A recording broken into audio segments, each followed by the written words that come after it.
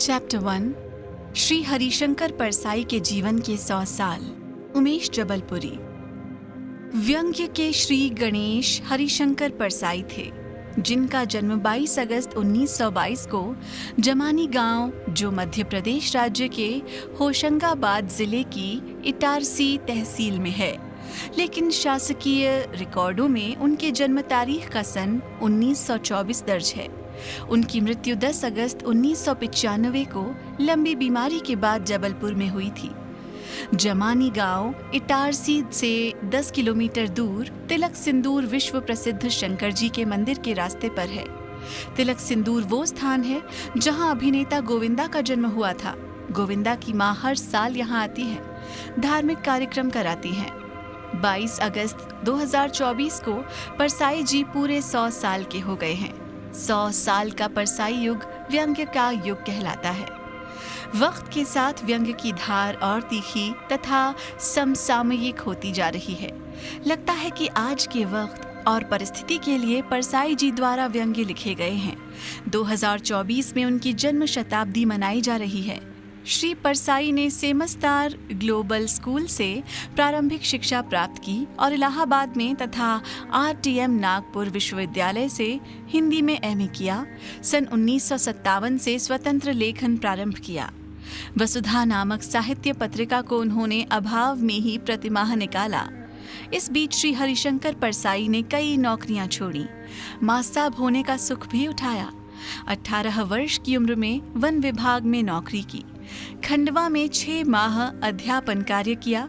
2 वर्ष 1941 से 1943 जबलपुर में स्पेस ट्रेनिंग कॉलेज में शिक्षण की उपाधि ली।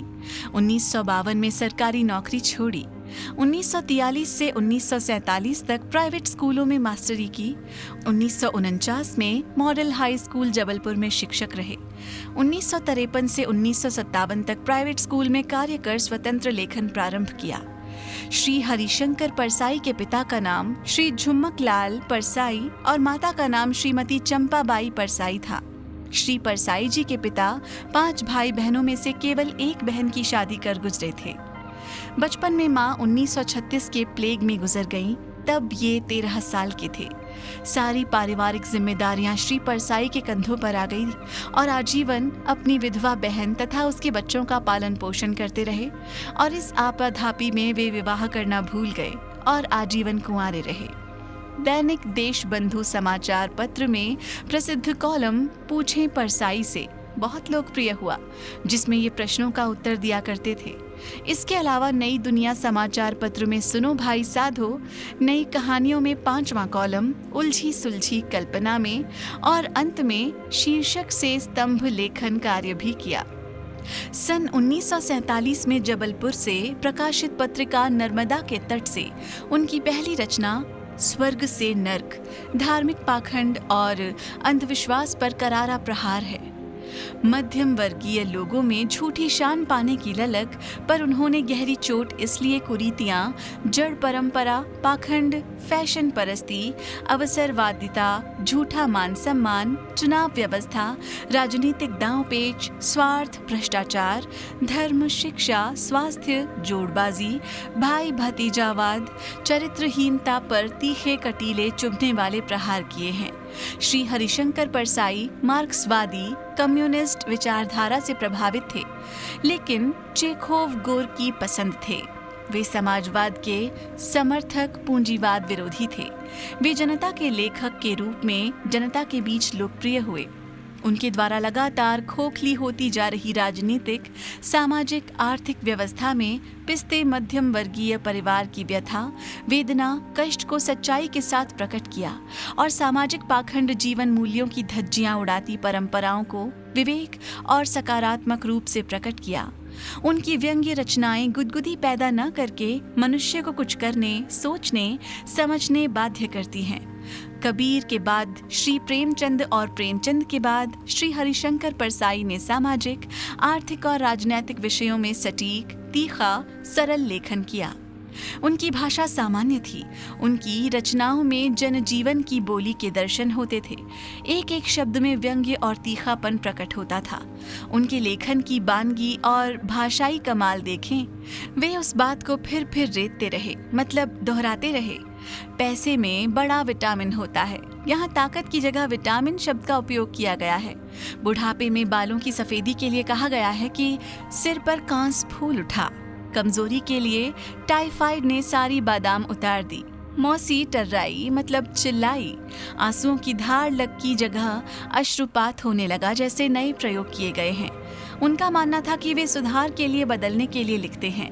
सामाजिक अनुभव के बिना सच्चा और वास्तविक साहित्य लिखा ही नहीं जा सकता। उनका दर्शन था कि ईमानदारी समाज में बेवकूफ़ी का पर्याय बन गई है। जिसे बेईमानी का अवसर प्राप्त नहीं है, वही समाज में ईमानदार है। बेईमानी के पैसे में ही पौष्टिक तत्व विद्यमान है। रोटी खाने से कोई मोटा नहीं होता, चंदा या घूस खाने से मोटा होता है। उनकी इसी साफ गोई निडरता से लिखी बातें मन पर असर, याद, गूंज, प्रहार, समझ पैदा करती हैं। व्यंग्य को श्री हरिशंकर परसाई ने हल्के फुल्के मनोरंजन की परंपरागत परिधि से हटाकर साहित्यिक विद्या का दर्जा दिलवाया था। ऐसा नहीं है कि इसके पहले व्यंग्यकार नहीं हुए या व्यंग्य रचनाएं नहीं लिखी गईं। भारतेंदु हरिश्चंद्र, जी.पी. श्रीवास्तव आदि साहित्यकारों ने व्यंग्य रचनाएं लिखी थीं। परंतु कोई साहित्यकार विशुद्ध रूप से व्यंग्यकार कहलाना नहीं चाहता था, क्योंकि अकेले व्यंग्य लिखकर साहित्य में उनका स्थान सुरक्षित नहीं था। इस चक्रव्यूह को श्री परसाई ने तोड़ा था और व्यंग्य को शूद्र से क्षत्रिय बनाया था। व्यंग्य को ब्राह्मण इसलिए नहीं कह सकते हैं क्योंकि वो कीर्तन करता है और व्यंग्यकार को कीर्तन करना आता नहीं है। अभाव, त्याग, गर्दिश और संघर्ष में पले बड़े श्री हरिशंकर परसाई अत्यंत कटु, निर्मल, धोबी पछाड़ आदमी थे। वे चूहों पर सोए मनुष्य नुमा बिच्छू एवं सांपों ने उन्हें काटा, लेकिन समाज बेचारा परसाई पैदा न कर पाया। अपने आत्मकथ्य गर्दिश के दिन में वर्णित कष्ट एक आम आदमी को मारने पर्याप्त थे, पर परसाई जी को जहर मोहरा मिल गया था। बेफिक्री, उधार मांगने की कला, बिना टिकट सफर, जिम्मेदारी को गैर जिम्मेदारी से निभाना, डरना किसी से नहीं, ने बेचारा परसाई पैदा होने नहीं दिया। परसाई में सच कह पाने हिम्मत, हौसला, ताकत, साहस ने बेचारा परसाई पैदा नहीं होने दिया। सच बोलने के परिणाम भुगते पिटे, लुटे, नौकरी से निकाले गए, लेकिन वो सत्य मार्ग पर डटे रहे। बापू को भी चिट्ठी लिखकर उनके चेलों की सत्यता बताई। परसाई जी ने लेखन को हथियार बनाया, लेखन से व्यक्तित्व की रक्षा की, अपने को अवशिष्ट होने से बचाया। रोना नहीं, लड़ना है, वो भी अकेले नहीं, सबके साथ।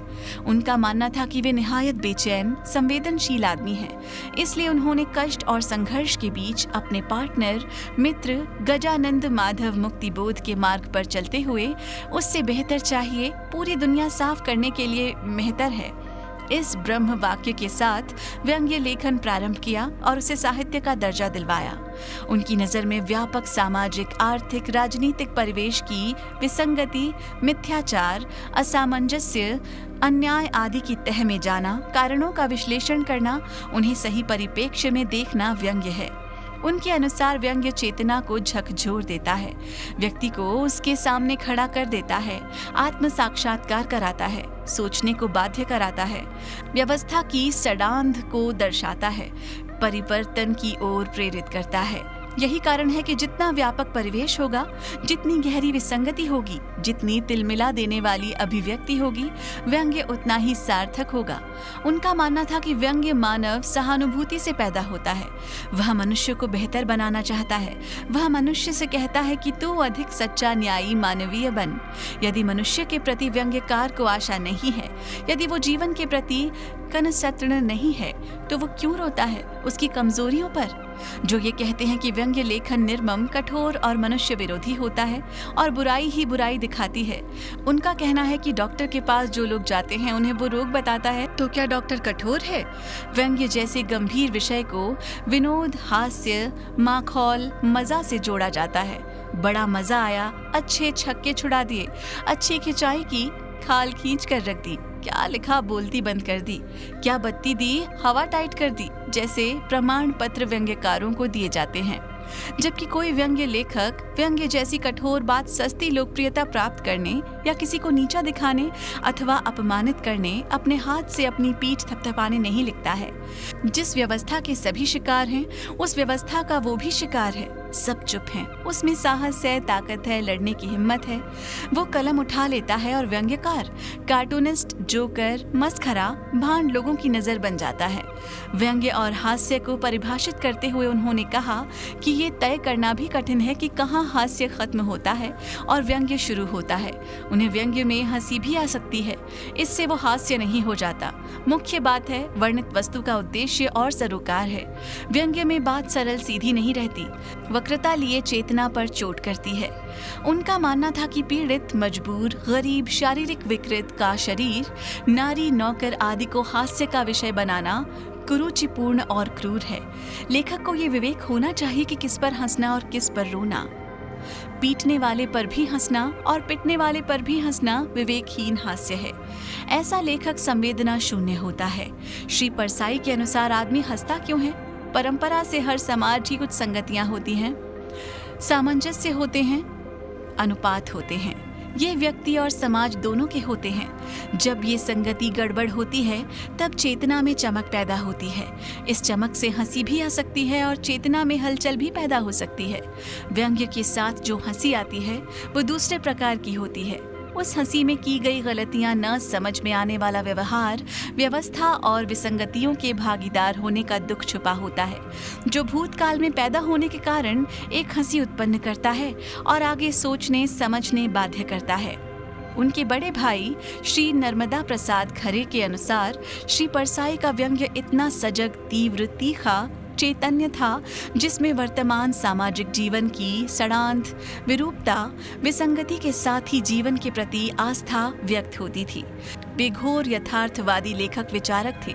उन्होंने व्यवहारिक जीवन में भीषण संघर्ष किया, इसलिए वे जीवन के हर संदर्भ में जुझारू रचनाओं के साथ जुड़े हुए हैं। वे राजनीतिक, समाज, संस्कृति, साहित्य और कला के यथार्थ वाहक हैं।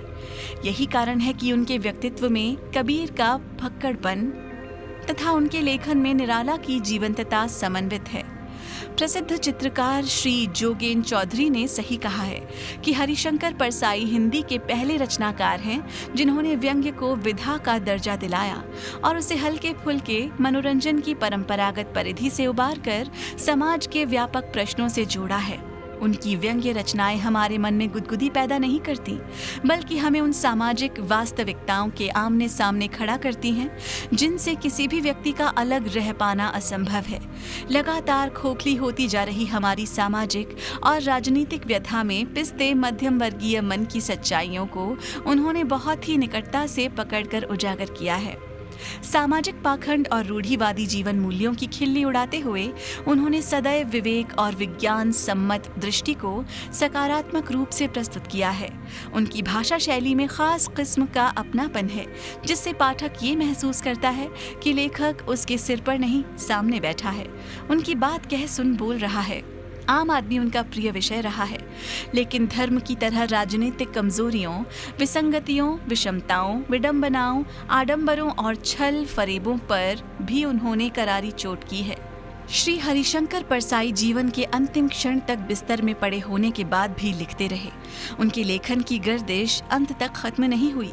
उनके द्वारा समाज में आवश्यक चिर परिचित जीव, मुफ्तखोर, अनशनकारी, आयल किंग, बातूनी, दल बदल वाले पर ध्यान दिया गया है तो घायल बसंत, अकाल उत्सव, हरिजन को पीटने का यश, ठिठुरता हुआ गणतंत्र आदि राष्ट्रीय त्योहारों का वर्णन किया है। वहीं अपनी रचनाओं में लोकतंत्र के भेड़ भेड़ियों की ताकत को दर्शाया है। आदमी के नस में रस बच गई, बेईमानी की परत, पवित्रता का ढोंग, वैष्णव की फिसलन, दो नाक वाले लोग, ठंडा शरीफ आदमी की उन्होंने नब्ज पहचान कर उनको दर्पण दिखाया है। जैसे उनके दिन फिरे वैसे सबके फिरे में राजा जो आज के मानवीय हैं बनने के गुण बताए हैं कि उसे मेहनती, निडर, साहसी, अपराधी, बेईमानी, धूर्त सभी होना चाहिए। सुदामा के चावल कैसे चुरखन बन गए, बड़े अधिकारी से मिलने की जुगाड़ करने पर ही पता चलेगा। भोला राम का जीव आज भी पेंशन फाइल में उलझा है। दल बदलू हरचरण कैसे सीबीआई, ईडी से आज भी डरा हुआ है। परसाई जी ने मनुष्य के जीवंत रेखा चित्र मनीषी जी, रामदास मुक्तिबोध, नंदलाल वर्मा आदि के खींचे जो साहित्य की अमूल्य निधि हैं। इसमें व्यक्तित्व का कम, चरित्र का सटीक वर्णन है। साथ ही साथ दल बदलू, बातूनी, मुफ्तखोर, अनशनकारी, महत्वाकांक्षी, भक्त, संयोजक, ऑयल किंग, गांधी भक्त, गौ भक्त जैसे चरित्र दर्शाए गए हैं जो हमारे आसपास हमेशा मंडराते रहते हैं। परसाई जी के अनुसार मनुष्य एक जटिल प्राणी है। उसके बाहर और अंदर को समझना बड़ा कठिन कार्य है। उसके सबको दिखने वाले बाहरी रूप के भीतर कितनी जटिलताएं हैं। उसकी आशा, निराशा, भ्रम, अहंकार, स्वार्थ, त्याग, क्रोध और करुणा, इन्हें समझना एक दिलचस्प अध्ययन है। घोर निराशा के बावजूद मैंने मनुष्य की दुर्दम जीवन शक्ति को प्रज्वलित देखा है। मैंने जिंदगी भर भ्रम की चादर ओढ़े अपने गम को महसूस करते आदमी देखे हैं। मैंने आत्मवंचना के रंगीन महल में आदमी को आनंद से जिंदगी गुजारते देखा है। जीवन की सार्थकता की खोज हर आदमी करता है। सार्थकता की इस खोज में मनुष्य की जिंदगी कितने रंगीन रूप लेती है। मनुष्य के इन रंगों का रेखाचित्र परसाई जी ने चित्रित किया है। श्री हरिशंकर परसाई को सन 1982 में विकलांग श्रद्धा के दौर के लिए साहित्य अकादमी पुरस्कार प्राप्त हुआ था। उन्हें केंद्रीय साहित्य अकादमी पुरस्कार, शिखर सम्मान जैसे कई सम्मान उनके दूसरे कहानी संग्रह और रानी नागमती की कहानी के लिए दिए गए थे। परसाई जी को जनता के लेखक की संज्ञा पाठकों के द्वारा दी गई थी। उन्होंने लोक विश्वास, लोकप्रियता को जिंदा रखा। कम दाम में अपना पाठकों की मांग पर पेपर बैंक संस्करण उपलब्ध कराया। परसाई ने अपने नाम को चरितार्थ किया और पारसा, धर्मात्मा होने की अवस्था या भाव, धार्मिकता, साधुता, सदाचार को व्यंग्य के माध्यम से निभाया। 14वीं शताब्दी में एक कबीर का जन्म हुआ था और 20वीं सदी में उनका पुनर्जन्म परसाई के रूप में हुआ, जो अपने कंधे पर बंदूक रखकर चलाते मिला। उसने किसी अगर मगर का सहारा नहीं लिया। अक्सर लोग व्यंग्य को करते हैं लेकिन अपनी चमड़ी बचाकर, जबकि परसाई जी ने सूली पर चढ़कर व्यंग्य लिखा। आपातकाल में भी कलम की धार कुंद नहीं हुई थी। आलोचक कहते हैं कि उन्हें ज्ञानपीठ योग्य नहीं समझा गया। वे पुरस्कार के लिए लिखते तो दुखी होते। गांधी जी को भी आज तक शांति के नोबेल पुरस्कार के योग्य नहीं माना गया, जबकि सारा विश्व गांधी दर्शन को मान चुका है। शांति के लिए गांधीवाद से कोई अच्छा रास्ता नहीं है। गांधीवाद से परसाई जी प्रभावित थे। गांधी जी की शॉल, बंदर, प्रतिमा, लाठी आदि उनके प्रिय विषय रहे हैं। प्रसिद्ध आलोचक नामवर सिंह का मानना था कि परसाई ने कहानियों की दुनिया को छोड़ते हुए निबंधों की दुनिया में प्रवेश किया, जहां घटनाएं सिर्फ उदाहरण के लिए प्रयोग की जाती हैं। इस सिलसिले में स्वयं परसाई का कहना है कि कहानी लिखते हुए मुझे ये कठिनाई बराबर आती है कि जो मैं कहना चाहता हूँ वो मेरे इन पात्रों में से कोई नहीं कह सकता। तो क्या करूं? क्या कहानी के बीच में निबंध का एक टुकड़ा डाल दूं? पर इससे कथा प्रवाह रुकेगा। इसलिए उन्होंने दोनों का सम्मिश्रण कर धारा प्रवाह रचनाएं लिखी। कहानी में घटना पात्र याद रहते हैं। उनके निबंधों में वो ताकत थी। उनके पात्र भूले नहीं, भुलाए जाते हैं। प्रेमचंद का फटा जूता, निंदा रस का भोला राम, हनुमान की लाल लंगोट सबको याद होगा। उनके निबंध पाठ्य पुस्तकों में शामिल किए गए थे। उनके लिखे व्यंग्य पर कई नाटक खेले गए और वे व्यंग्य विधा के अमर लेखक माने जाते हैं। वे लोक विश्वास के रूप में उभरे और व्यंग्य को लोक विश्वास की चरम सीमा तक पहुंचाए। व्यंग्यकारों से मुझे एक ही शिकायत है कि वे मर्ज तो बता देते हैं लेकिन दवा नहीं देते। समस्या का कुछ तो समाधान बताना चाहिए। जब बीमारी है तो इलाज भी होगा। केवल गाली देने, गलती दिखाने से काम नहीं चलेगा। जब हम छेद देख सकते हैं तो उन्हें भर भी सकते हैं।